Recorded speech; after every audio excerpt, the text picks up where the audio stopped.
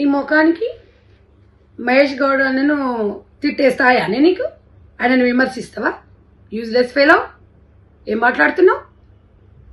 నేను ఉద్యమకారాలని, నేను ఉద్యమం నుంచి వచ్చిన. నిన్నైతే నేను ఎప్పుడు చూడలే, ఈ 2 రోజుల నుంచే చూస్తున్నా. నేను నీలాగా పేడ్ ఆర్టిస్టులం కాదు మేము. ఫుల్ టైం పొలిటికల్ స్క్రిప్ట్ ఇయ్యంగానే చదువుకొని మాట్లాడుతున్నావు. ఇంకొకసారి పిసిసి గారి మీద నువ్వేదన్నా ఆరోపించినావు అనుకో, ఆ అర్థమైందా?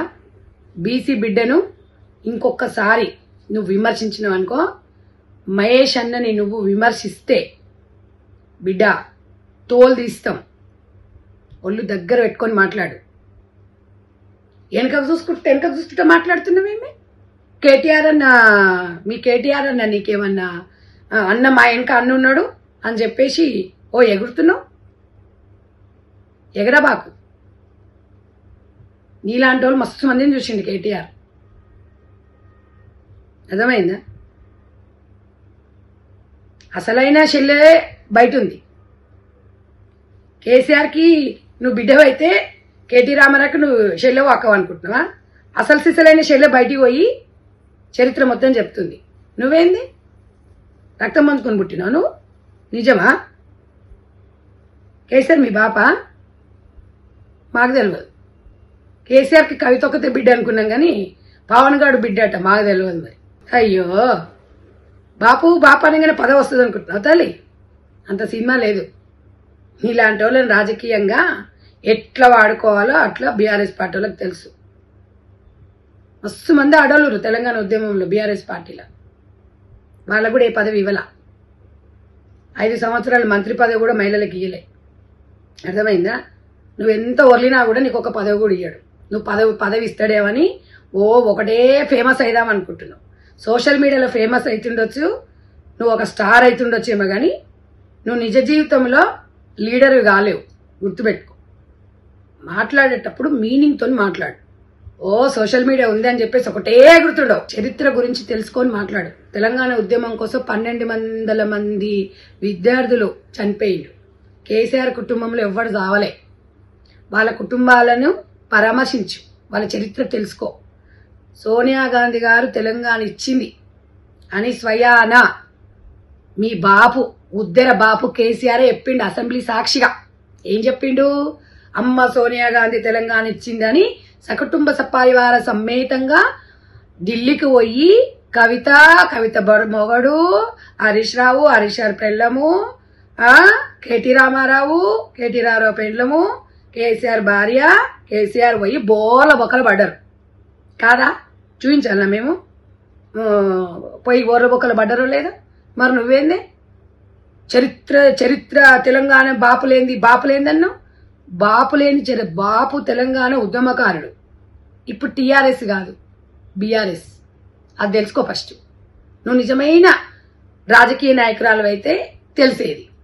పేడ్ ఆర్టిస్ట్ లాగా రోజుకు 40-50 వేలు తీసుకొని నువ్వు నోటికి ఏది వస్తే అది మాట్లాడుతున్నావు. కేటీ రామారావు ఏ స్క్రిప్ట్ ఇస్తే ఆ స్క్రిప్ట్ మాట్లాడుతున్నావు.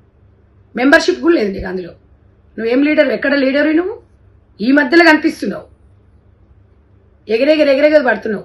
ఎగిరెగిరి దంచిన అంతే కూలి, నిలబడి దంచిన అంతే కూలి. నువ్వు ఎన్ని టాటూలు వేసుకున్నా కూడా ఒక్క పదవి కూడా ఇవ్వండి నీకు. కేటీ రామారావు రాజకీయంగా ఏ రకంగా వాడుకోవాలో వాళ్ళకి తెలుసు. సొంత చెల్లెనే బయటికి వెళ్ళగొట్టిరు, సొంతం బిడ్డనే బయటికి వెళ్ళగొట్టిరు. నువ్వెంత నవ్వుతురు అందరు. బాపు అంటే కేసీఆర్కి ఇంకో బిడ్డ ఉందా అని అందరికి డౌట్ వస్తుంది. ఎందుకంటే వస్తున్నావు కొసగోసిన పిట్టలాక? కాంగ్రెస్ పార్టీ లేకపోతే మీ కేటీ రామారావు ఏడున్నాడు? ఎక్కడ మంత్రి పదవి వచ్చేది? మీ బాపు సీఎం అయ్యేటోడా? కాంగ్రెస్ పార్టీని మోసం చేసిండు. కాంగ్రెస్ పార్టీలో బీఆర్ఎస్ పార్టీ విలీనం చేస్తున్నాడు. ఎక్కడ చేసిండు? పోయి మీ బాపుని అడుపో ఫామ్ హౌస్ దగ్గర. ఏం తెలుసు నీకు? ఏ ఉద్యమం చేసినావు? బీఆర్ఎస్ పార్టీ నీ కంట్రిబ్యూషన్ ఏంది చెప్పు? నోటికి ఎంత వస్తే అంత. రేవంత్ రెడ్డి గారిని ఇష్టం వచ్చి మాట్లాడుతున్నావు.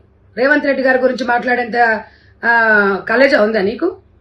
రేవంత్ రెడ్డి గారి గురించి మాట్లాడేంత ఉందా నీకు? Useless fellow. ఇవాళ తెలంగాణ ప్రజలు కోరుకుంటే సీఎం అయిండు. తెలంగాణ ప్రజలు ప్రతిపక్ష నేతగా కేసీఆర్ గారికి అవకాశం ఇస్తే ఫామ్ హౌస్ లో అనుకోండు. రేవంత్ అన్న గురించి మాట్లాడుతున్నావేమి? మీ బాపులాగా, మీ ఉద్దర బాపులాగా ఏమైనా ఇంట్లో పడకుండా రేవంత్ రెడ్డి గారు ఆహార నిశలు పనిచేస్తున్నాడు తెలంగాణ కోసం. ఏందో ఉట్టిగా ఒర్లంగా కాదు, ఏదో 30,000 40,000 జీతం తీసుకొని మాట్లాడంగానే కాదు, చరిత్ర తెలుసుకొని మాట్లాడు. అర్థమైందా? ఇలా రాజీవ్ గాంధీ గారు మీ అన్న ఉద్దరన్న, మీ కేటీ రామారావు అన్న ఏమంటుండు? రాజీవ్ గాంధీ గారు విగ్రహం తీసేస్తారా? ఒకసారి టచ్ చేయమను, అప్పుడు తెలుస్తుంది. ఇవాళ రాజీవ్ గాంధీ గారు నీకు నాకు ఈరోజు ఈ స్థాయిలో ఉన్నామంటే దానికి రాజీవ్ గాంధీ గారే కారణం. మహిళలకి స్థానిక సంస్థలలో 50% రిజర్వేషన్ కల్పించిండు. అది తెలుసుకో ముందు. మీ బాప ఎక్కడిచ్చిండు? మీ బాప ఎవరికి మహిళలకు ఫస్ట్ 5 సంవత్సరాలలో మంత్రి పదవి ఇచ్చిండా? పోయి ఫామ్ హౌస్ దగ్గర అడుపు మీ బాపను. వరులుతున్నావు ఒకటే. నీకు బాపు కావాలంటే ఫామ్ హౌస్ పో, పాదసేవ చేసుకో, పూజలు చేసుకో, పొద్దున్న లేసే ఫామ్ హౌస్లో పోయి మీ నాయన దగ్గర జపం చేయి. ఒకటే బాపో అని వరుతున్నావు. విమర్శలు చేసేటప్పుడు నీ స్థాయి ఏందో తెలుసుకో ముందు నువ్వు. మేమందరం ఉద్యమకారులం, నీలాగా పేడార్స్లం కాదు. ఉద్యమం జైళ్ళలోకి పోయేసి వచ్చినాం. మేము నీలాగా ఎగిసి పడతలేము. రాజకీయాలలో విమర్శలు చేయాలి, నువ్వు రాజకీయం చెయ్యి, ఎదుగు. కానీ పెద్దోళ్ళని తిట్టంగానే సెలబ్రిటీ అయిపోతావు అనుకున్నావా? కాలగర్భంలో కలిసిపోతావు. అర్థమైందా పావనమ్మ? ఊరికేనే నీకు మనిషే మందం అనుకున్నా కానీ నువ్వు తోలు కూడా మందమే ఉంది. ఆడపిల్లలాగా ఉండాలి. చాలా చూస్తున్నా, ఎగిరెగిరి పడుతుంటావు. ఎందుకు ఎగిరెగిరి పడుతున్నావు? చాలా మంది బీఆర్ఎస్ పార్టీలో మహిళలు ఉన్నారు, నీలాగా ఎగిసి పడుతున్నారా? నీకన్నా సీనియారిటీ ఉన్న వాళ్ళు ఉన్నారు. పద్మా దేవేందర్ రెడ్డి గారు ఉన్నారు, తుల ఉమా గారు ఉన్నారు, సునీత గారు ఉన్నారు, ఇంకా చాలా మంది ఆడవాళ్ళు ఉన్నారు. వాళ్ళని చూసి నేర్చుకో. ఎగిరెగిరి పడుతున్నావు. అన్ని నాకు అనిమనిగా ఉంటుంది, ఏం లేని లాగి నీలాగా ఎగిరెగిరి పడుతుంది. ఇంకొకసారి కాంగ్రెస్ పార్టీ మీద విమర్శలు చేసినావు అనుకో, తోలు తీస్తాం బిడ్డ. అర్థమైందా?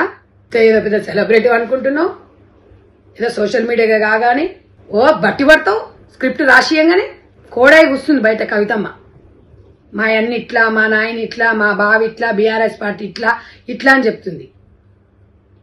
సొంతం బిడ్డ బయట పోయి చెప్తుంటే అద్దె బిడ్డ వచ్చి ఏదేదో కథలు చెప్తున్నావు. ఏదన్నా చెప్పాలి అంటే కవితమ్మ చెప్పాలి.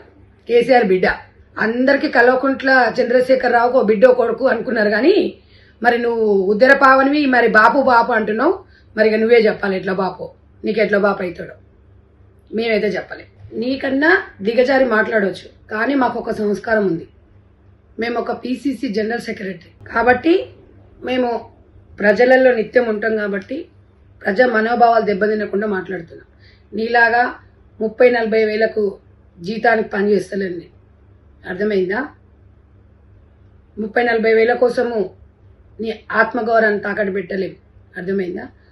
మా PCC గారి మీద నువ్వు విమర్శలు చేసినావు కాబట్టి 100% నేను కౌంటర్ ఇవ్వాల్సిన బాధ్యత నాది. 100% ఒక BC బిడ్డను పట్టుకొని ఆయన ఒక గవర్నమెంట్ ఉద్యోగి, ఒక టీచర్ స్థాయికి వెళ్ళి వచ్చింది. అలాంటి వ్యక్తిని పట్టుకొని ఏం మాట్లాడుతున్నావు నువ్వు? నీ ఇష్టం వచ్చినట్టు. సిగ్గుందా నీకు అసలు? PCC గారు గురించి మర్యాద లేకుండా ఆయనను విమర్శించే స్థాయి అనేది. ఒకసారి మహేష్ అన్న గురించి నువ్వు మాట్లాడినావు అనుకో, తోలు తీస్తా బిడ్డ.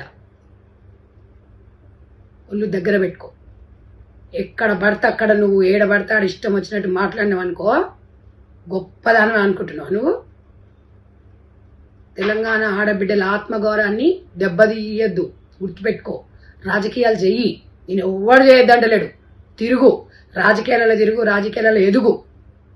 నేను ఎవ్వరు విమర్శించారు. ఎట్లా పడితే అట్లా నోటికి ఎంత వస్తే అంత మాట్లాడితే తోట తీస్తాం. 100% నువ్వు మహేష్ అన్నకి నువ్వు క్షమాపణ చెప్పాలి. ఆయన ఏడ ఉన్నాడు అని అడుగుతున్నావు. ఆయన రాజకీయాల్లో ఉన్నప్పుడు నువ్వు ఎంత ఏడున్నావు అసలు? అసలు నేను ఎప్పుడు చూడలే నిన్ను. ఈ మధ్య కాలంలోనే చూస్తున్నా నేను. రొట్టె మీది పిట్ట ఓర్లినట్టు ఒర్లుతున్నావు. ఎవ్వరు మనుషులు లేని ప్లేస్లో పోతావు, చిమ్మ చీకట్లో పోతావు, బాపు అని అరుస్తుంటావు. మరి ఏం కలబడుతుందో తెలియదు. రీల్స్ చేసుకో, నేను వద్దన్నా. కానీ ఒక పిసిసి ప్రెసిడెంట్ని పట్టుకొని విమర్శిస్తే నేను అస్సలు ఊరుకోను. ఒక్కడు గుర్తుపెట్టుకో. సంస్కారంగా రాజకీయాలు చేయి. ఇష్టం వచ్చినట్టు మాట్లాడినామనుకో తాట తీస్తాం. రేవంత్ అన్న మీద కానీ, పిసిసి గారి మీద కానివ్వండి, మా మంత్రుల మీద కానివ్వండి, ఎవరి మీద కానీ నువ్వు రాజకీయంగా మాట్లాడు. కానీ నువ్వు తీవ్రంగా నువ్వు ఈరోజు ఇష్టమైన పదజాలంతో నువ్వు మాట్లాడినావనుకో, అందరం గాంధీ భవన్ నుంచి అందరం మహిళలము నీ నోరుని బాగా ఎక్కువైపోయింది. చూస్తున్నాం ఈ మధ్యన సోషల్ మీడియాలలో వ్యూస్ వస్తున్నాయి అని చెప్పేసి వ్యూస్ కోసం అసలు ఆత్మగౌరవం లేకుండా, అసలు ఏమీ లేకుండా, ఒంటి మీద సోయ లేకుండా మాట్లాడుతున్నావు. నీ వీడియో చూసుకో ఒకసారి. వ్యూస్ వస్తాయి. ఎప్పుడు వస్తాయి వ్యూస్? చెత్త దాంట్లోకే వస్తాయి. చెత్త వీడియోలకే వస్తాయి. మంచి దాంట్లోకి రావు. అర్థమైందా? ఎప్పుడైనా ఇస్తరాకు అన్నున్నాకు అనిమనిగా ఉంటది. ఏం లేని నాకు ఎగిరెగిరి పడుతుంది నీలాగానే. గుర్తుపెట్టుకో. మాట్లాడేటప్పుడు సోయి మీద ఉండి మాట్లాడు. ఆడపిల్లలాగా మాట్లాడు. నేను ఆడపిల్లలాగానే మాట్లాడు.